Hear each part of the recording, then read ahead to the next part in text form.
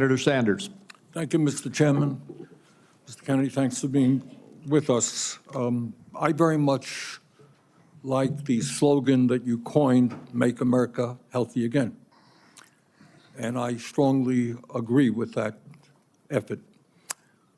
Despite spending, as you indicated, 2 or 3 times as much per capita on healthcare as other nations, we have 85 million people who are uninsured, underinsured. We have all kinds of chronic illnesses. Our life expectancy is lower than other countries. And for working class people in this country, they are living 6, 7 years shorter lives than the top 1%. We got a problem, okay? And I'm going to suggest some ideas that I think can remedy that.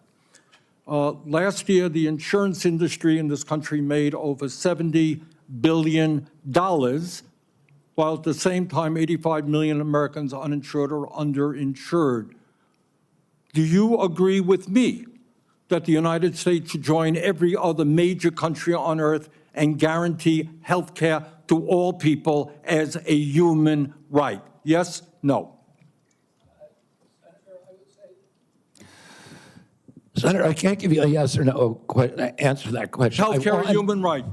Is health care a human right?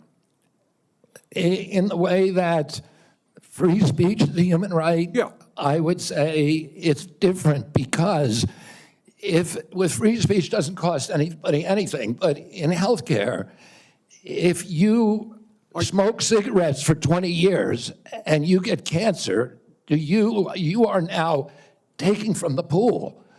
Well, and so are you guaranteed the same right, or is there also a duty? I'm sorry. I'd love to talk for an hour with you. We got a few minutes left here. All right. Every other country on earth says healthcare, whether you're poor or rich, young or old, is a human right. I'm not hearing you say that. All right. You've talked about the drug companies, and maybe we agree on this one. As you all know, despite the drug companies making over $100 billion in profits, paying CEOs outrageous compensation packages, we, in some cases, pay 10 times more for the same drug. Will you support legislation that I will introduce which says that in America we should not be paying a nickel more for prescription drugs than people around the rest of the world? Yes, no? To equalize it? Not to equalize it, that we should not be paying more than other countries for the same damn drug. President Trump has asked me, in fact, I had a meeting with President Trump a week ago where we showed him the charts. He knows the charts. We're paying 10 times more from Europe. That's right. And are you going to commit to us that you will end that absurdity? I think in principle we can. We should end that disparity. Good. Okay. That's great. All right. I happen to believe that climate change is real, it's an existential threat, and it is a healthcare issue. Donald Trump thinks that it is a hoax originating in China. Question is, in your judgment, is climate change a hoax or is it real, causing devastating problems? President Trump and I, from the beginning, from our first meeting, agreed to disagree on that issue. I believe climate change is existential. My job is to make Americans healthy again. All right, you believe that you disagree with Trump, you don't think climate change is a hoax, is what I'm hearing. My job here is to make I'm just asking you that, healthy. Mr. Kennedy, not a trick question. I answered your question, Senator Sanders. Okay, you disagree with the president on that. I answered your question. Okay. I'm going to pick up on a point that Senator Hassan made. Look, there is no question that abortion is a divisive issue in this country. I would say a majority of the people are pro-choice. There's a strong minority who are pro-life. A year and a half ago, you went to New Hampshire, running for president, gave a speech, and you talked about government should not tell a woman what she can do with her own body. That's her choice. Now, I think everybody on that side is pro-life. I think everybody here is pro-choice. I have never seen any major politician flip on that issue quite as quickly as you did when Trump asked you to become HHS secretary. Tell me why you think people should have confidence in your consistency and in your word when you really made a major U-turn on an issue of that importance in such a short time.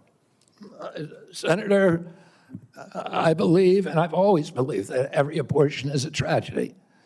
But I you don't- told the people in New Hampshire that it was their right. All right, let me do a last question here because I'm running out of time. I think the gist of what you're trying to say today is you're really pro-vaccine, you want to ask questions. You have started a group called the Children's Health Defense. You're the originator. Right now, as I understand it, on their website, they are selling what's called onesies. These are little things, clothing for babies. One of them is titled Unvaxxed, Unafraid. Next one, and they're sold for $26 a piece, by the way. Next one is No Vax, No Problem.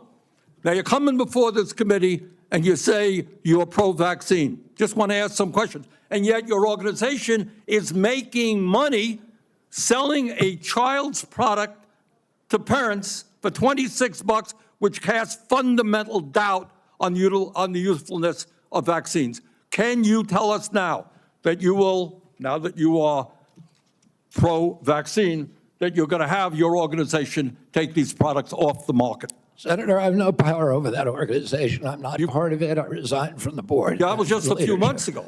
You founded that. You certainly have power. You can make that call. Are you supportive of this? I've had nothing to do with Are you leadership. supportive of these onesies? I'm supportive of vaccines. Are you supportive of this clothing, which is militantly anti-vaccine? I am supportive of vaccines. I will. I want good science, and I want to protect. But you will vaccines. not tell the organization you founded not to continue selling that product. Thank you, Mr. Chairman.